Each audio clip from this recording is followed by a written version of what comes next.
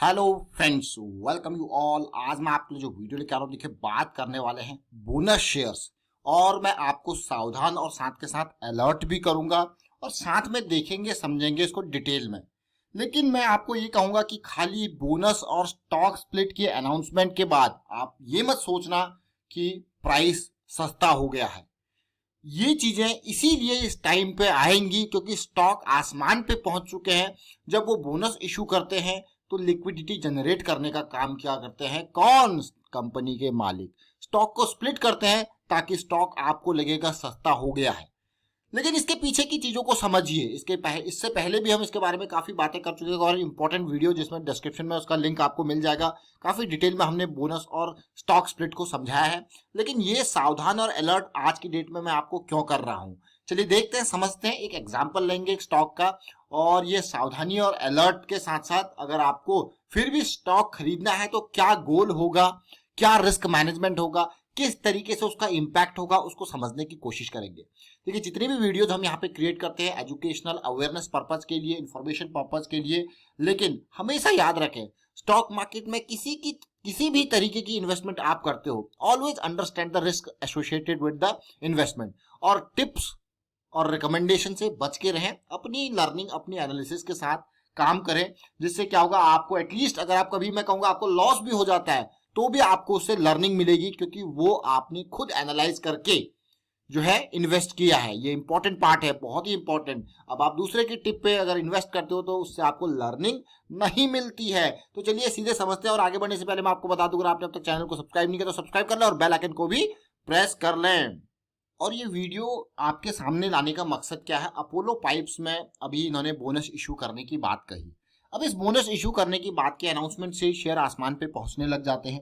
Stock split की announcement होती है तो शेयर आसमान पे पहुंचने लग जाते हैं। आपने देखा होगा पिछले 5-6 महीनों के अंदर कंपनी जैसे जैसे उनके प्राइस आसमान पे पहुंचते रहे, वो वापस अपने या तो उन्होंने बोनस इशू कर दिया या स्टॉक स्प्लिट कर दिया। उसके पीछे का कारण भी आपको बताएंगे और समझेंगे। साथ में अपोलो पाइप्स एक जबरदस्त स्टॉक अब तक था, क्योंकि मेटल सेक्टर किस तरीके से भागा था और अपोलो पाइप्स ने भी बहुत बढ़िया रन यहाँ पे दिया था।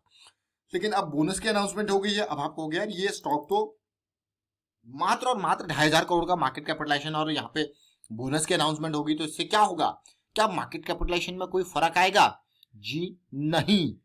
क्या इस शेयर के प्राइस में कोई फर्क आएगा? जी हाँ। क्या नंबर ऑफ शेयर्स में कोई फर्क आएगा? जी हाँ। प्राइस और नंबर ऑफ शेयर्स में फर्क बिल्कुल आएगा। अब क्या शेयर भागेगा, क्या शेयर गिरेगा, ये सारे क्वेश्चन आपको अपने मन से आने चाहिए। फिर उसके आंसर अब देखिए, एक एक करके सारी चीजों को समझेंगे। सबसे पहले मैं अपोलो पाइप्स की तरफ आपको लेके चलता हूं। देखिए अपोलो पाइप्स के आप मंथली चार्ट को देख लीजिए। आज कहां पहुंच गया? 1940 पे। इसका हमने 300 की सीरीज में, जब हमें कुछ प्रोमोटर में की बड़ी खरीदारी दिखी थी तो उस टाइम पे हम आपके लिए वीडियो लेके आए थे किस तरीके से प्रोमोटर्स यहाँ पे माल उठा रहे थे इस रेंज में। और उसके बाद सीधे सीधे देखिए, जैसे कि हम बार बार आपको कहते हैं कि स्टॉक में एक चीज आप समझ लीजिए, इंपल्स आई है तो करेक्शन भी आएगी, चाहे वो बड़ी हो चाहे वो छोटी हो। ये देखिए अब आप, इंपल्स के बाद करेक्शन, बस इस करेक्शन रेजोल्यूशन को समझना है। और यहाँ पे आपका स्टॉप लॉस आप देखिए, पिछले 4 महीनों में क्या धमाका इसने बचाया। सीधे 1200 से 2000 पहुंच गया। यहाँ पे आप देखोगे 800 से कहाँ पहुंचा? 1200 पहुंचा। अब आपको क्या, तो बहुत ही बढ़िया बात। ये देखिए 300 से सीधे 600-700 पहुंचा। तो ये इंपल्सेस आप देखिए ना, आप अपने गोल को, मैं आपको बार बार क्यों कहता हूं कि गोल को समझिए। देखिए गोल को समझना बहुत ही इंपॉर्टेंट है। अगर आप गोल को नहीं समझोगे तो इन करेक्शन से आप डर जाओगे, क्योंकि आपका गोल छोटा होगा, आप निकलना पड़ेगा आपको। लेकिन अगर आपका गोल मंथली है तो इन करेक्शन से आप डरोगे नहीं, बल्कि मैं कहूंगा इनके रेजोल्यूशन पे आप और एंट्री यहाँ पे करोगे, क्योंकि आपका गोल लॉन्ग टर्म है। अब जरा समझिए इस पार्ट को। साथ के साथ एक वॉल्यूम की इंपॉर्टेंट पार्ट में आपके बार बार कहते हैं कि वॉल्यूम को समझिए। देखिए इंपल्स के कंपैरिजन में करेक्शन का वॉल्यूम बहुत कम होगा। बट आज हम बात करने वाले हैं बोनस की, बोनस और स्टॉक स्प्लिट। देखिए जब शेयर इस तरीके से बहुत तेजी से भाग के बहुत दूर चला जाता है तो कंपनी क्या करती है? जैसे अभी आयशर मोटर में लास्ट ईयर हुआ था, डिक्सन टेक्नोलॉजीज में 15-16 हजार का शेयर पहुंच गया तो कंपनी ने क्या किया? स्प्लिट कर दो या फिर बोनस दे दो। इससे फायदा क्या होता है? अगर आपको यहाँ पे मान के चलो, मैं कहूंगा कि कितने शेयर्स है आपके पास? 100 शेयर्स हैं। 100 शेयर्स हो गए आपके पास। अब हुआ क्या?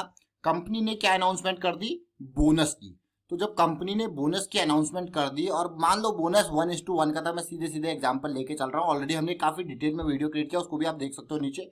तो अब आप सोचोगे बोनस मिलेगा तो आपको 100 शेयर थे, 100 और मिल गए, ठीक है। अब आप समझिए क्या हुआ, कंपनी को क्या फायदा हुआ, यहाँ पे 100 और मिल गए तो टोटल आपके पास शेयर हो गए 200। मान लो कंपनी के पास थे उस टाइम पे 1 करोड़ शेयर कंपनी के टोटल, तो बोनस के बाद कितने हो गए उसके 2 करोड़ शेयर, लेकिन कंपनी को 2 करोड़ शेयर देखिए। तो कंपनी को फायदा क्या हुआ इस बोनस के अनाउंसमेंट के बाद, एक बोनस के अनाउंसमेंट के बाद फायदा क्या हुआ, मान लो एक्स बोनस डेट से पहले यहाँ पे प्राइस इसका हो जाता है, मैं अभी यहाँ पे 2000 प्राइस है, बोनस की अनाउंसमेंट होती है तो उसके बाद प्राइस और बढ़ता है, यही एक फायदा है। मान लो 3000 इसका प्राइस हो जाता है बोनस मिलने तक, ऐसा एज्यूम करके चलते हैं, मैं ये नहीं कह रहा हूँ 3000 चला जाएगा, एज्यूम करके चलते हैं 3000 हो गया, ठीक है, बोनस एक्स बोनस से पहले। अब होगा क्या, 1:1 का बोनस है तो 3000 का प्राइस, तो एक्स बोनस पे कितना हो जाएगा वो 1500 का प्राइस, तो आपका प्राइस कितना हो गया half, number of shares double हो गए आपको, यार ये तो बहुत ही बढ़िया बात। बोनस और स्प्लिट में एक बहुत ही बढ़िया चीज क्या होती है कि इसकी अनाउंसमेंट के बाद लोगों को लगता है ये पॉजिटिविटी है, और उस पॉजिटिविटी के चक्कर में यहाँ पे शेयर उस अनाउंसमेंट के बाद भागने लग जाता है। तो अगर आपको उस अनाउंसमेंट के बाद आप उस शेयर को खरीदना चाहते हो, भागने लग गया, तो फिर आपको अनाउंसमेंट के साथ ही उसको खरीदना पड़ता है, फिर वो भागने लग जाता है जो भी है, और फिर एक्स के दिन वो प्राइस जो एक्स से पहले का प्राइस है उसका, जैसे यहाँ पे मैंने बताया रेशियो के हिसाब से हाफ हो जाता है। सेम चीज स्टॉक के स्प्लिट में होती है। अब इंपॉर्टेंट पार्ट, जिस दिन आपका प्राइस हाफ हो जाता है उस दिन आपको लगता है कि प्राइस तो इतना नीचे आ गया, आपको ही नहीं जनता को पूरे को लगता है कि प्राइस इतना नीचे आ गया, इसको खरीद लेना चाहिए, तो उस टाइम पे इसमें अपर सर्किट फिर से लगने लग जाते हैं।